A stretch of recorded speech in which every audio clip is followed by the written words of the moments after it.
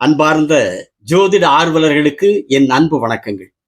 இன்று ஜாதகத்தில் 4ஆம் பாவகாதிபதி 7ஆம் பாவத்திலே இருந்தால் என்ன சுபபலன், என்ன அசுபபலன் என்பதை சுருக்கமாக பார்ப்போமா?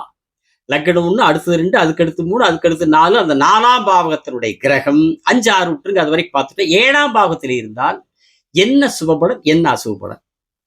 முதல்ல அசுபபலன் கொஞ்சத்தை பார்த்துருவோம்.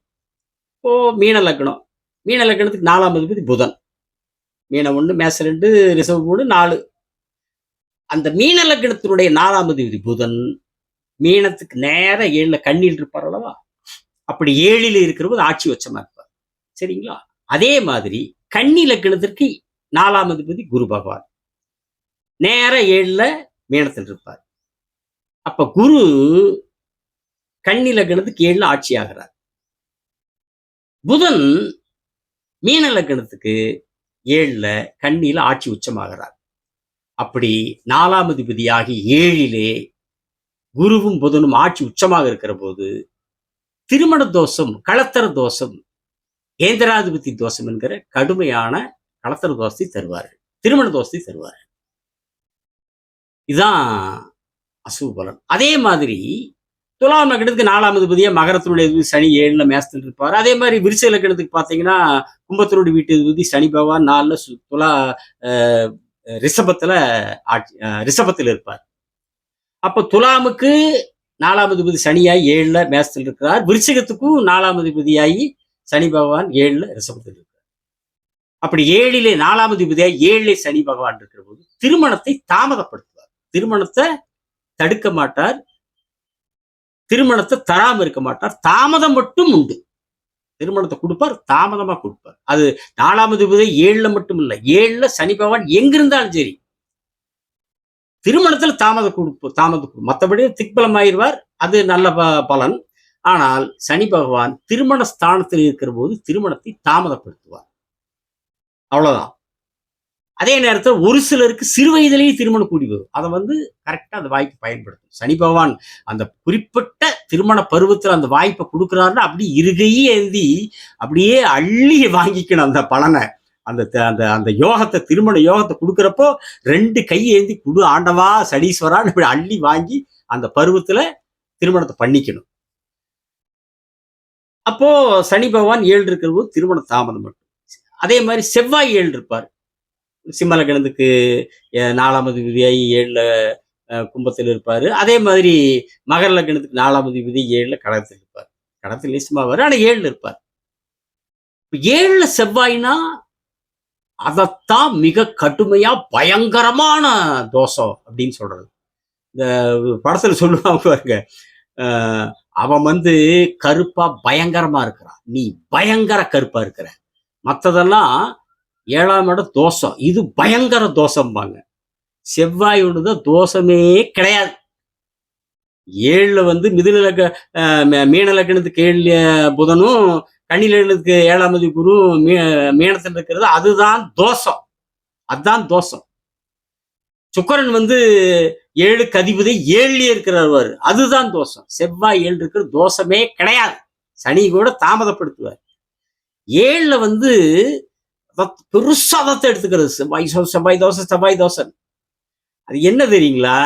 முன்னோர்கள் ஏன் தெரியுங்களா 7ல செவ்வாய் இருந்தா, ஆம்பளைக்கு 7ல செவ்வாய் இருந்தா, ஒரு பொம்பளை 7ல இருக்கிற பொம்பளை சேர்த்தப்பா, ஒரு பிள்ளைக்கு பொட்ட பிள்ளைக்கு 7ல செவ்வாய் இருக்குதா, 7ல செவ்வாய் பையனை சேர்த்து விடுங்கப்பான்னு எதுக்கு முன்னோர்கள் அந்த காலத்துல சொல்லி வச்சாங்க? சும்மா காரணம் இல்லாம அவங்கள சொல்லி வச்சிருக்கிறாங்க. 7ஆம் இடம் என்ன? திருமணஸ்தானம், களத்தரசு, அதாவது தாம்பத்தியங்கிற உடலுறவு ஸ்தானம் 7ஆம் இடம். அங்க போய் செவ்வாயை உட்கார்ந்துட்டா, செவ்வாயே பயங்கர ஸ்பீடு, புயல் வேக பேர்வழினா இந்த கிரகங்கள்லயே புயல் வேகம் ராகுவும் செவ்வாயும் தான். அவன் இப்படி செவ்வாய் மிக வேகமுள்ள ஒரு துடிப்பா அப்படி சீறி பாயக்கூடிய ஒரு துடிப்பை தரக்கூடியது எந்த ஒரு மனிதனாக இருந்தாலும். அப்படி ஒரு துடிப்பை தரக்கூடிய செவ்வாய் லக்னத்தை பார்த்தானா அவங்க எப்படி இருப்பாங்க? பயங்கர ஸ்பீடா இருப்பாங்கல்ல. அப்படி துடிப்பை தரக்கூடிய, வேகத்தை தரக்கூடிய செவ்வாய் போய் உடலுறவு ஸ்தானமான 7ல் உட்காரும் போது அங்க வேகத்தை கொடுத்துடுறாரு. அவ்வளவுதான். இயல்பா இருக்கிற வேகத்தை விட மிதமிஞ்சி வேகம் அந்த ஈடுபாட்டுல. அவ்வளவுதான். அதுக்கு தான் என்ன சொன்னாங்க, இந்த ஆம்பளைக்கு வேகமா பொம்பளை சேர்த்து, பொம்பளைக்கு ஆம்பளை சேர்த்தா 7க்கு 7 வேலை முடிச்சுது. அது ஒரு மேட்ரே கிடையாது. இந்த கிராமத்துல கூட சொல்லுவாங்க, 7 செவ்வாய் இருக்குதா, அந்த தாம்பத்தியத்துல முரட்டத்துல வைப்பாங்க. அது அந்த மாதிரி சேர்த்து விட்டு போ. கிராமப்புறத்துல சொல்றது. என்னன்னா, அந்த இடத்துல வந்து மிதமான கிரகமா இருந்தா மிதமான ஈடுபாடு. வேகமான கிரகங்கிற போது தாம்பத்தியத்தில் வேகமான ஈடுபாடு. அப்ப இந்த வேகத்துக்கு வேகம் சேர்த்து வச்சுட்டு போ. அவ்வளவுதான். அது ஒரு மேட்டரே கிடையாது. அதனால செவ்வாய் 7 இருக்கிறது அது ஒரு தோஷம் கிடையாது. சனி இருந்தால் தாமதப்படுத்துகிறார்.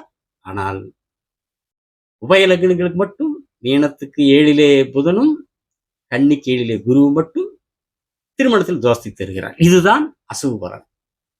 சரி, சுபபலன் என்ன என்பதை சுருக்கமா பார்த்து விடுவோமா? 4 4ன்னா என்ன? கல்வி. கல்விக்குண்டான மிகச்சிறந்த அங்கீகாரம் கிடைக்கும். என்ன படிச்சிருக்கிறாங்களோ, என்ன படிப்பு படிச்சிருக்கிறாங்களோ, அந்த படிப்புக்கு ஏற்ப அவர்களுடைய மன நிறைவாக, மனதிற்கு திருப்தியாக, அவர்கள் எதிர்பார்த்த அந்த ஆசைகள் நிறைவேறக்கூடிய ஒரு சிறப்பான அவருடைய கல்விக்கான அங்கீகாரம் அந்த ஜாதகருக்கு கிடைக்கும். 4வது விதி 7 இருக்கிற போது அந்த சிறந்த அங்கீகாரம் அந்த அவர் படிச்ச படிப்புக்கான அங்கீகாரம் கிடைச்சது.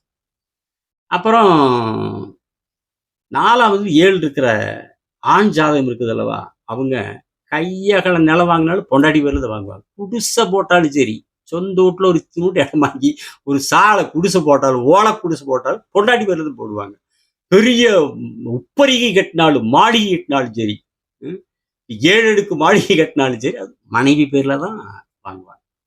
4 சொத்து. 7 ஆண் ஜாதகத்துக்கு மனைவி. 4ஆம் அதிபதி 7ல் இருக்கிற போது எத்தனை சொத்துக்களை வாங்கினாலும் அவருடைய ஜாதகனுடைய அமைப்புப்படி எந்த அளவுக்கு சொத்து யோகம் இருக்கிறதோ அந்த சொத்துக்களை எல்லாம் தன்னுடைய மனைவி பெயரிலே தான் வாங்குவார். எப்படி மும்தாஜுக்கு கட்டினானோ ஷாஜகான், உலக புகழ்பெற்ற தாஜ்மஹால், தன்னுடைய காதலின் மேல் இருக்கிற அந்த அன்பு, அந்த ஆசை, அந்த அந்த ஒரு பிரியம், உயிரை உயிர் நேசிக்கிற அதுதான் காதல். அப்படிப்பட்ட அந்த 4வது 7 இருக்கிற போது, ஆஹா, பொண்டாட்டியே மிகச்சிறந்த காதலியை பார்த்து மனைவிக்கு எத்தனை சொத்து வாங்கினாலும் மனைவி பேர்லயும் வாங்கக்கூடிய அமைப்பு இந்த 4வது 7ல் இருக்கிற ஆண் ஜாதகத்துக்கு இருக்கு. அப்புறம் இன்னொன்னு பாத்தீங்கன்னா, இந்த 4 வந்து தாயை குறிக்கிறது அல்லவா. 7 இருக்கிறப்போ அம்மா அம்மாவாக மட்டும் இருக்க மாட்டார்கள். மிகச்சிறந்த நண்பியாக செயல்படுவார்கள், தோழியாக செயல்படுவார்கள். அன்பையும் அரவணைப்பையும் கருணையும் பொழிந்து தன் இதயத்தோடு இறுக்கி அணைத்து இன்முகம் காட்டி நமக்கு பால் சோறும் தேன் சோறும் ஊட்டி வளர்த்த அந்த தாய் சிறந்த தோழியாக செயல்படுவார். சிறந்த தோழியாக அந்த ஜாதகரோடு பழகுவார். உறவுகள் அப்படித்தான். தாய் வழி உறவுகள், அந்த 4வது சொந்த பந்தம் எல்லாம் எந்த சொந்தமா இருந்தாலும் சரி, ஒரு நட்போட பழகக்கூடி சங்கட சண்டை சச்சரவெல்லாம் ஓரளவுக்கு இல்லாம ஓரளவுக்கு ஒரு நட்போட உறவுகளும் அப்படி பழகும். அதே அப்புறம் இன்னொன்னு, உங்களுக்கு 4வது 7 இருக்கிற போது வியாபாரம் பண்ணலாம். வீடு கட்டி விற்கிற வியாபாரம், கால்நடை வியாபாரம், வண்டி வாகன வியாபாரம், இதெல்லாம் பண்ணலாம். சிறப்பா இருக்கும். 4 வந்து சொத்தை குறிக்கிறது இல்லைங்களா, வீட்டை குறிக்கிறது, இட வியாபாரம் பண்ணலாம். வீடு கட்டி விற்கிற வியாபாரமும் சிறப்பா இருக்கும். அது அவங்களுடைய தனிப்பட்ட ஜாதகப்படி எத்தனை கொஞ்சம் கொஞ்சமா வீடு கட்டி விற்கிறாங்களா, அல்லது 10-20 வீடு கட்டி விற்கிறாங்களா, பெரிய பெரிய அளவு ரியல் எஸ்டேட் போட்டு அங்கே வீடு கட்டி விற்கிறாங்களா, அப்படி விற்கிறாங்களா, அல்லது பெரிய அப்பார்ட்மெண்ட்டா, பெரிய பில்டர்ஸ் எல்லாம் சொல்றாங்களே அடுக்குமாடி குடியிருப்புகள், அந்த மாதிரி கட்டுறாங்களா, அதெல்லாம் வந்து அவங்களுடைய ஒவ்வொருத்தருடைய தனிப்பட்ட ஜாதகத்தில் இருக்கிற யோகா அமைப்புகளை பொறுத்து இப்படிப்பட்ட எந்த அளவுக்கு அவர்களுக்கு அந்த வியாபாரம் இருக்கும். ஒரு வீடு கட்டி விற்கிற வியாபாரம், ஒரு வண்டி வாகனத்தை, காரை, பைக்கு, எந்த வாகனமா இருந்தாலும் சரி வாங்கி விற்கிற வியாபாரம் பண்ணலாம்.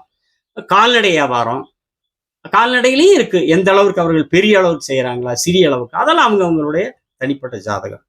அப்புறம் கூட்டு தொழில் வந்து நல்லா இருக்கு. கூட்டு தொழில், உற்பத்தி தொழில் செய்யலாம். 4ஆம் அதிபதி 7ல் இருக்கும்போது கூட்டு தொழில், கூட்டு வியாபாரம் செய்யலாம். ஆனா ஒண்ணு, நீங்க இந்த கூட்டு வியாபாரம் செய்யறப்ப மட்டும் ரொம்ப ரொம்ப ரொம்ப கவனமா நல்ல ஜோதிடர்கிட்ட ஜாதகத்தை நல்லா ஆய்வு பண்ணிட்டு செய்யணும். நல்லா பண்ணிக்கணும். ஆகாத திசை இருக்கவே கூடாது. கூட்டு தொழில் செய்யும் போது இந்த ஆகாத திசையே இருக்கக்கூடாது. சரியான நல்ல திசையா தான் இருக்கணும். அப்பதான் கூட்டு தொழில் பண்ணணும். ஏன்னா யாருன்னே தெரியாதவங்களோட நம்ம ஒரு பார்ட்னர்ஷிப் பண்ணி பண்றோம். சொந்தக்காரங்களையும் நம்ப முடிய மாட்டேங்குது. சொந்த கிட்டத்தில் இருக்கிற உறவுகளையே ஏதாச்சும் கொடுத்துட்டா நாளைக்கு வாங்க முடியுமாடா, நல்லா பேசி ஏமாத்துற குரூப் சொந்தத்திலே இருக்குது. யாரென்றே தெரியாதவர்களோடு நாம் ஒரு கூட்டு வியாபாரம், தொழில் செய்கிற போது எந்த அளவிற்கு நாம் அதுல ஒரு கேர்ஃபுல்லா ஒரு ஜாக்கிரதையாக இருக்க வேண்டும் அல்லவா? அதனால ஒரு நல்ல ஜாதகரா பார்த்து, நல்ல ஜோதிடரா பார்த்தா ஜாதகத்தை வந்து நீங்க நல்லா ஆய்வு பண்ணிக்கணும். தசாபுத்தி எப்படி இருக்குன்னு பார்த்துக்கணும். உங்களுக்கு மட்டும் இல்ல. கூட்டுத் தொழில் நீங்கள் செய்கிறவர்களாக இருந்தால், செய்யக்கூடிய ஜாதகம் உள்ளவர்களுக்கு சொல்கிறேன்.